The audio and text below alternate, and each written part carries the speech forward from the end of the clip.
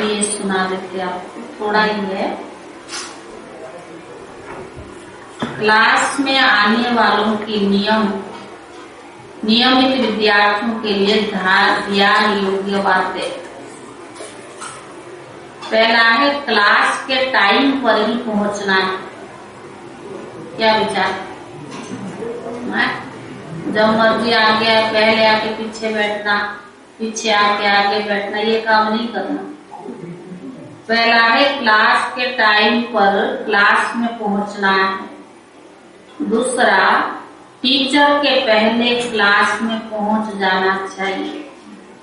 तीसरा, शारीरिक स्थिरता को लेकर बैठना है। हिलते डुलते आगे पीछे इसलिए बैठते, कौन आया कौन जा रहा है, जाती तो है ना बुद्धि, आगे बैठने में नहीं जाएगी, पीछे बैठने में चलता है। क्लास में मुंह खुलकर उबासी नहीं देनी। पांचवा, क्लास में ध्यान देकर सुनना, नींद नहीं करना। करते नहीं ना, कोई नहीं कहेगा हम दास है, सब राजा राजा, ये तो नहीं कहेगा। छठा है टीचर जो भी चाहे सिखाए, चाहे नई चाहे पुरानी, चाहे भाई चाहे अनपढ़ माता, पर जब वो संधि पर बैठती है तो उसका रेस्पेक्ट रखना है, उसको मान की दृष्टि से देखना है। दूसरा, उसके पूछने पर प्रश्न का उत्तर देना है। सातवां, टीचर की तरफ ही अटेंशन रखना है, ना कि आजू बाजू आगे पीछे, कौन आया कौन क्या करता कौन गया आदि आदि, ये नहीं देखना है। पास में कौन आकर बैठा वो भी नहीं पता पड़ना चाहिए।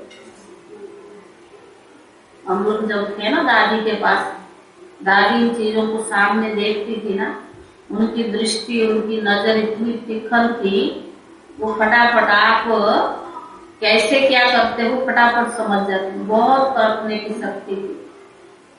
एक हमारे वहाँ सेंटर पर एक बहन को किसी भाई से थोड़ा बहुत जैसे अटैचमेंट होती है ना, इस तरह की था। वो क्या करी, जब एक बार दादी को सब पता है लेकिन दादी स्पष्ट नहीं करती थी। वो जब सब डाइनिंग टेबल पे खाना खा रहे थे, वही बहन खाना खिला रही थी, और भी बहुत सारे कुमार थे, क्योंकि वहाँ तो 80 कुमार थे दादी के समय पर, नौकरी करने वाले भी थे और बिजनेस वाले भी थे, सब थे। लेकिन वो अपने सारा चीजें दादी ही उनको मंगवा के देती थी। जितना वो कमाते थे दादी को दे देते थे, और दादी उसको 4 हिस्सा करती थी। एक हिस्सा बैंक में डलवाती थी, एक हिस्सा अपनी खर्चा के लिए रख देती थी, और एक हिस्सा माँ बाप के लिए और एक हिस्सा यज्ञ के लिए। इस प्रकार दादी निकालती थी। दादी को पता था कि इस बहन को उस भाई से थोड़ा अटैचमेंट है, तो खाना देते थे जैसे ना कोई चीज देते हैं। आज भी खीर बनी है ना, इसलिए याद आई। तो खीर सभी को दी, डाइनिंग टेबल पर 6 लोग थे, 6 लोगों को खीर दी, लेकिन उस भाई को थोड़ा ज्यादा दिया। दादी ने उसको उस समय नहीं बुला, बाहर बुला के कमरे में बुलाया, तुमने सबको तो आधा कटोरी दी, उसको पौने कटोरी क्यों दी, तुम्हारे दिल में कुछ काला है। दादी को इतनी परखने की शक्ति तेज थी, पूछो मत। आजकल तो हम सब देखते हो भी नहीं कहते, और दादी उसी समय, और हम बहनों को दादी आगे बिठाती थी, स्टूडेंट पीछे बैठते थे, क्योंकि दादी को कोई बात कहने की ना, जैसे बहुत बारिश हो रही है, कहीं भी उठो बालकियां जाओ अभी पकौड़ी बना के लाओ पूरी क्लास वालों के लिए। दादी के तो ऐसी लहर आती थी, मुरली सुनाते सुनाते बारिश आ गई, दादी का अभी तुरंत जाओ पकौड़ी बना के लाओ। दादी का ऐसे ही चलता था। तो ऐसे दादी को, क्योंकि कई चीज हम समझते हैं नहीं कह सकते, वर्तमान समय तो बदल गया ना, उस समय ऐसा ही था। तो उसमें बताया कि टीचर की तरफ ध्यान रखना, ऐसा पास में कौन आकर बैठा ये भी नहीं पता पड़ना चाहिए। 8वां है, अगर क्लास के टाइम पर 3 से 4 आदि से अंत तक अवश्य बैठना है। अगर कोई कारण से बीच में जाना है उठकर, तब आपको दिन पीछे बैठना है।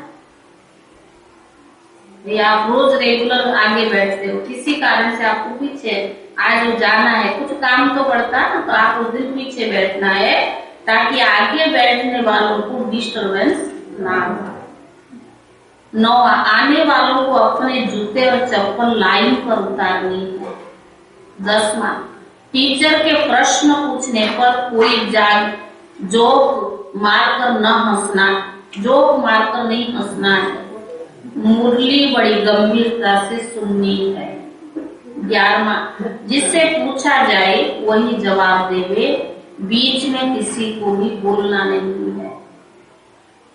13 बिना आज्ञा क्लासरूम को कोई काम ना करना। जैसे क्लास पूरा हुआ तो फट से उठकर लाइट बंद कर देना। प्राप्त क्लास में उजाला होने पर सफेद लाइट बंद करने में बुद्धि जाएगी। व टेप बंद करना व चालू करना। कोई आएगा तो उनको आगे बिठाकर खुद पीछे बैठेंगे आदि आदि ये छोटी छोटी बातें आज्ञा पर चल। अन्यथा अपनी पढ़ाई में मस्त रहना है। जो बाबा सुना रहा पढ़ा रहा उसमें ये सब चीजों में बुद्धि ना जाए। 14 विद्यार्थी को नोटबुक व पेन लेकर आना ही है ताकि क्लास में कोई पॉइंट्स नोट कर सके। सुना, सभी को क्लास में पेन और नोटबुक लेकर के आना। 15 है कोई अनपढ़ कोई शब्द का उच्चारण ठीक से नहीं करता व जवाब ठीक नहीं देता तो उस पर दूसरों को नहीं हंसना चाहिए। कोशिश तो कर रहा ना सुनाने की, और मान लो नहीं सुना पाता तो उसको सुनकर नहीं हंसना चाहिए। 16 है यह याद रखना कि मैं तो गवर्नमेंट स्टूडेंट हूँ, मुझे कौन पढ़ा रहा है। स्वयं परम पिता परमात्मा शिव बाबा टीचर को भी याद रखना और गवर्नमेंट यूनिवर्सिटी को भी याद रखना। 17 यूनिफॉर्म सफेद ड्रेस में आना और बेज अवश्य लगा करके आना। इसकी मजबूरी है तो अलग, नहीं तो बच्चा जब स्कूल जाता है उसको एक दिन अलग ड्रेस पहनने का छुट्टी, बाकी तो यूनिफॉर्म में रहता है ना। बाकी जो नहीं मजबूरी है या घर में बंधन है वो तो अलग चीज है, बाकी जो पहन सकते हैं वो यूनिफॉर्म में आना चाहिए।